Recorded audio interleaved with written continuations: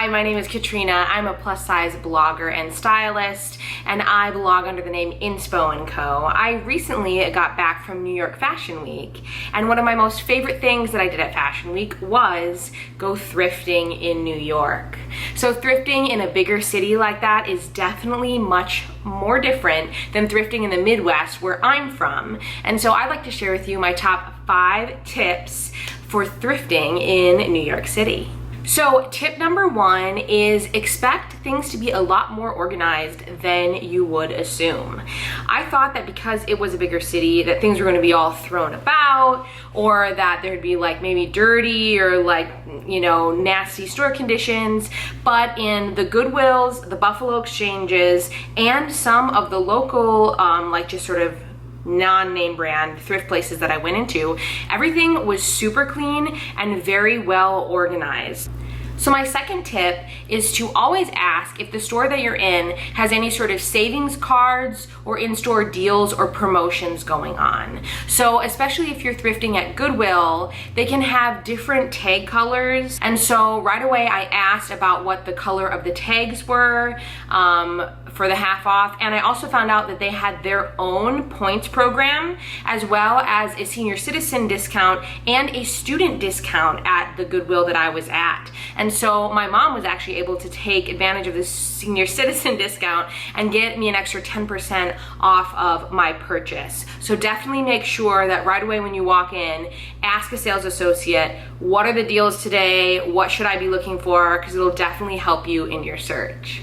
Tip number 3 is don't expect everything to be labeled or laid out the same way that it would be at your normal thrift stores. So I've been to definitely a lot of Goodwills in my day, and for the first time at this Goodwill in New York City, they had a tagging system for their prices that I had never seen anywhere else. They actually have a big board when you walk into the store, and it says what the price is of like all t-shirts are automatically this price, all pants are automatically this price. And so when you find an item, there really isn't a tag on it telling you how much it is. You have to memorize those prices or refer to the board when you want to see what price it is.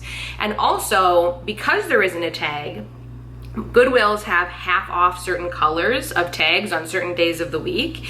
And so instead they had a small plastic, like a thing that you would use to like insert a tag in different colors. So you might see a teeny tiny small plastic green barb like in a corner of a shirt, but no price tag. And that meant that it was a green item. So if green was the day that it was half off, it would be half off. And then you'd have to refer to the sign if it was a shirt to see how much the item was. So that was a definitely new thing for me. And I actually liked it because it saved paper and there really wasn't any sort of like confusion as to how much an item would cost, because as long as you looked at the board, everything that was a pant was the same price. So I thought it was really cool.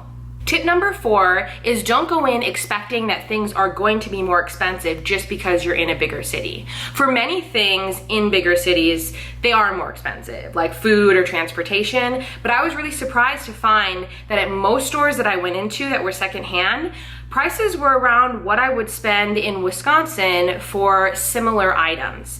The only sort of caveat to that is when I went into Buffalo Exchange. A lot of their items are really unique and hand-picked, and so it wasn't uncommon to see like a basic t-shirt for maybe like $25 to $30 because it would be a really unique brand that you couldn't find anywhere else. And that brand originally probably would have been hundreds of dollars. So surprisingly, I was able to still get really great bang for my buck, even in the Big Apple. And then finally, 5, my final tip is do go in expecting to find some more luxury brands hidden among basic brands, especially when you're shopping in a big city like New York. A lot of times in capital cities like that are known for fashion, it is not uncommon to have people, regular people like you and me on the street, buying more luxury brand items and then not needing to use those items and donating them to their local Goodwill or thrift store. So I found Reformation dresses, I found, I think, a couple Prada things, I found some really bigger name brands that normally would have been in a locked case or behind glass in a Midwest thrift store, just kind of tossed in among with the regular goods on the racks. So definitely go in expecting to find a little bit more luxury things, which is really exciting, and don't be afraid to dig for them because they are there. So I hope you enjoyed my 5 tips for thrifting in the Big Apple. I had a wonderful time, and as always, don't be afraid to get in there and dig around in different sections and really explore the entire store, because you never know exactly what's gonna fit you and where you're gonna find it. In the meantime, don't forget to follow me here on Inspo & Co. and feel free to DM me if you have any questions about thrifting or just styling for your body. And remember, every body is beautiful and size doesn't matter. So my second tip is to die, yeah.